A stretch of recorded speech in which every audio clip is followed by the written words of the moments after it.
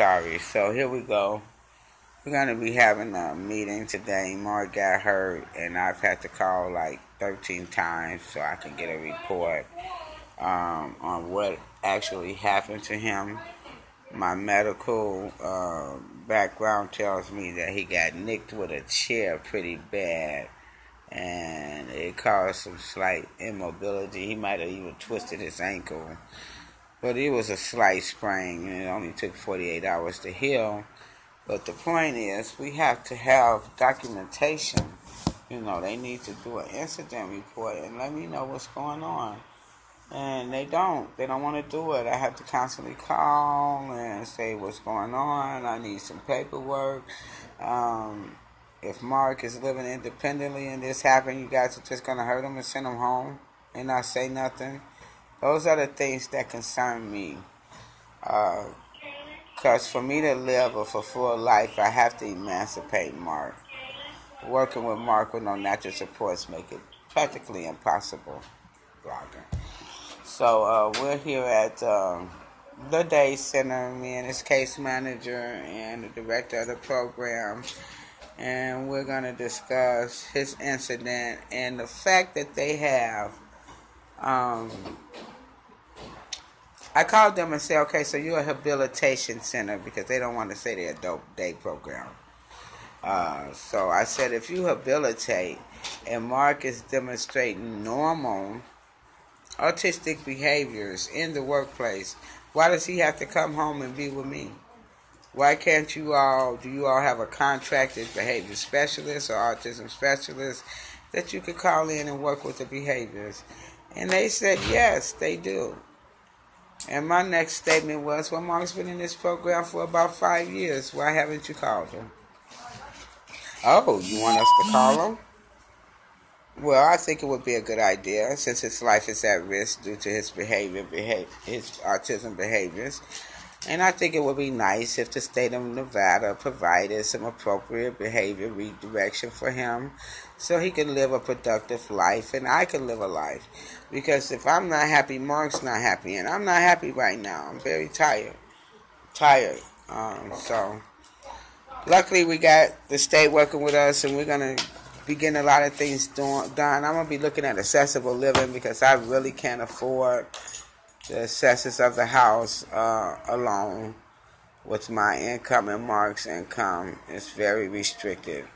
So, and the fact that I can't get out and work, I can't even get a temporary job. I thought all night, if I could do a night job, if I could work a few hours, I cannot. I get 3-4 hours a day, and most of those are full of phone calls, appointments, setting up prescriptions, and Beautiful First Health is cutting his hours every year.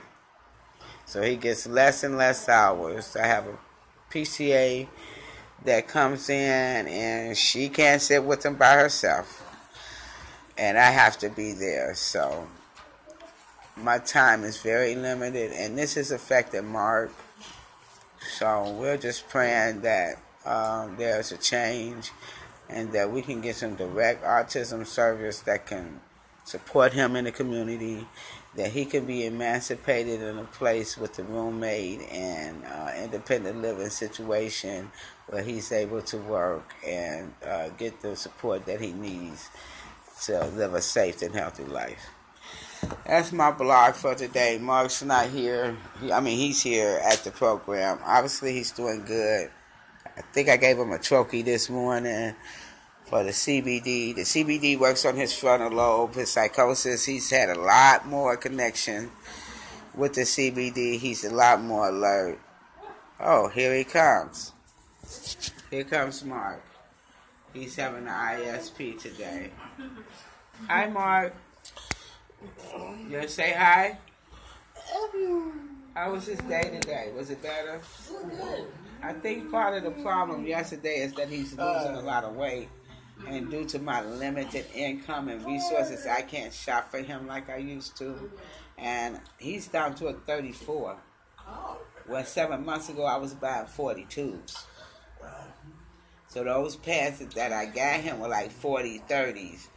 And then his underwear I can't buy him anything. I can't buy him new underwear. I can't buy him new socks. So his underwear, that elastic was loose. So he was not trying to strip for you all. The belt probably wasn't working, and then the fit.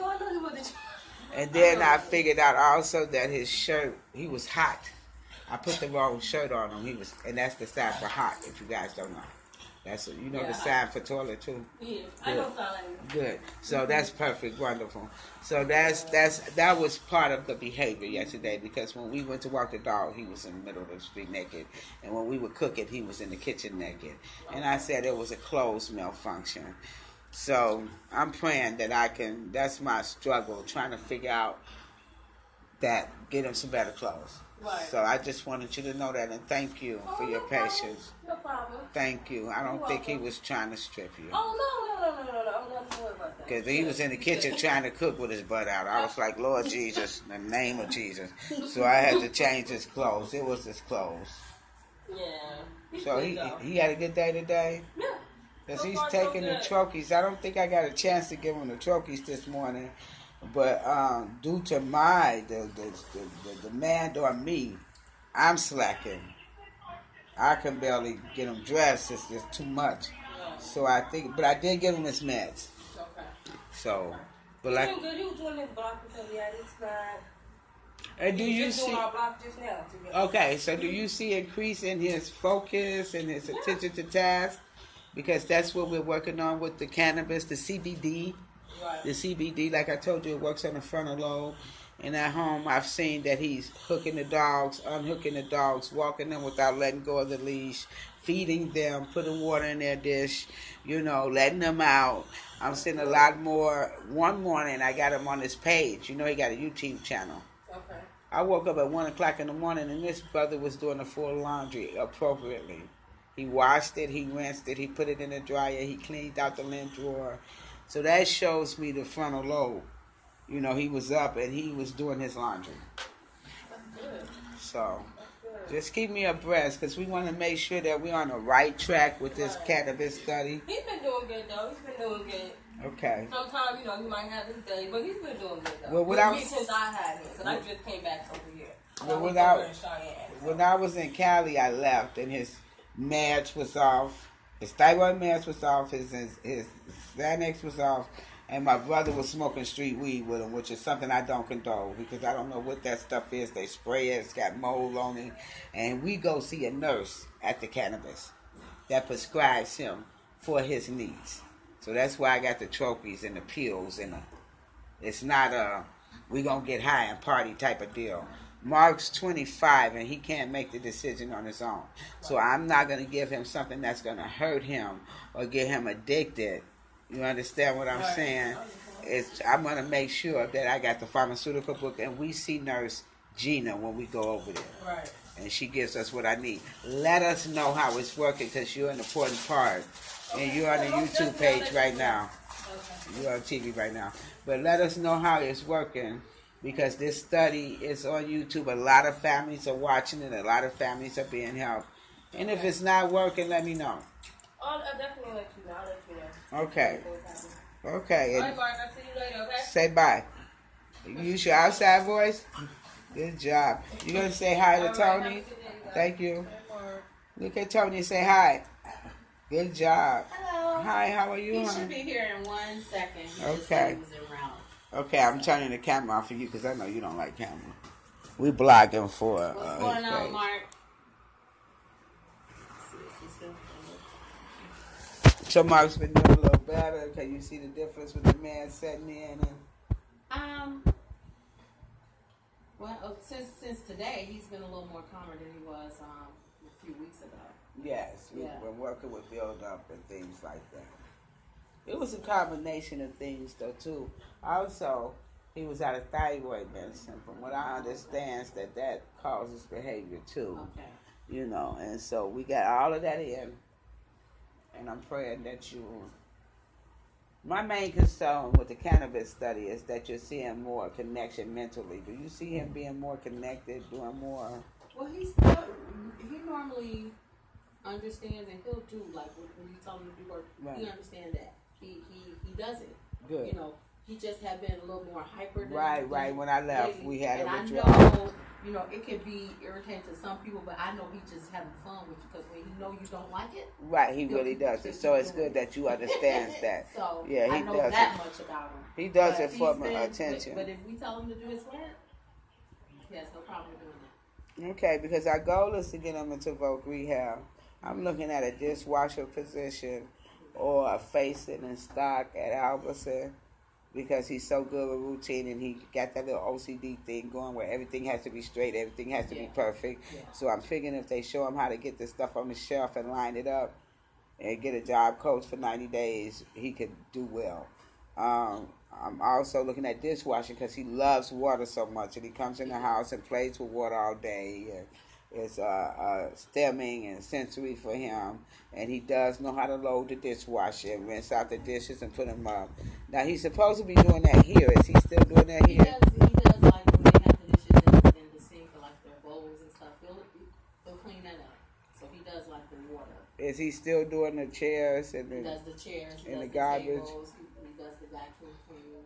In the garbage? All that in the garbage. Okay, because the Social Security contacted me and said he has a job and they deducted from his check. So we need to know. Like when he's been hyper lately, you can't get him to work. It's kind of hard to get him to. And I noticed it on the check, and that's respectful. Yeah. That's respectful. Those few weeks, it was kind of. You got to focus on his behavior. You know, because we was trying to focus more on him, not giving anybody else, any other getting hurt. Yeah, you know, so that's part of the reason why I didn't send him back when the young man said his behavior was excessive. Yeah, that day he was. You know, with me being a past job coach and job developer and working in this community, I'm concerned about the other citizens as well as Mark. And I know there's all type of citizens here, and some of them might be violent. They might mess him up. Exactly. You know what I'm saying? I understand that fully. Basically making sure he wasn't a risk to himself or anybody else. So but the thing I want to see is them getting the behavior help in here. They say they got somebody on stuff. Get them in here. Have them work in the room with Mark. Have them take him on a walk. Mark likes sports. Mark likes music. Yeah. And you guys been working with him long enough that I hope you would know that. And those are things that we can do to redirect his behavior. We know he likes music. We had gave him his own headset. So good. We set him up with that. Good. Makes him calm. Keeps him calm. Yes, he loves music. So we have been doing that. Yeah. We know he likes the music. He actually likes vacuuming. That's actually soothing for him. Do y'all have Do y'all have sports? Cause Mark, they have the basketball rims. Because Mark played basketball and soccer. Yeah. He mostly was working out. You know, we was taking him out in the field for a while. Right. But that peak. Yeah, when he started peaking, we was just like, I don't know. And we think that the brain imaging people and myself and my daughter, due to family history, believe that Mark has bipolar also. And that's why he cycles. How long have you been working with him? Oh, I've been knowing Mark from when he was at the Cheyenne campus. So you notice that every now and then Mark just goes through these extreme behaviors. Mm-hmm. If you really think about it, it's around a change of season. Okay. Yeah. We go through this all the time. You know, Mark does well, then all of a sudden, we're in trouble. So since I've been off work, I've been paying attention. It lasts about 3 weeks, and it comes every season. The brain imaging people said that's a type of mental illness. It's been about 3 weeks. Right, see? So if we pay attention to that, then we can track the problem. But I think that's what it is. And so if we can get the bipolar issue dealt with, along with the autistic traits, we can get them out in the community working. But thank you for your patience. Thank you for your many years of serving my son. This is what we're here for. That's how I see it. And I think now that we had that conversation, you know, we got to beware. Now, I know pinned it down to summer and spring. Mm-hmm. Okay. Definitely summer and spring. And if you pay attention, you'll notice that summer and spring, that's when I'm calling, oh my God, I can't take him to the doctor. He wanted to, he's all up in my face. Summer and spring. He cycles for sure. I'm not quite sure around Christmas, but it's because my daughter even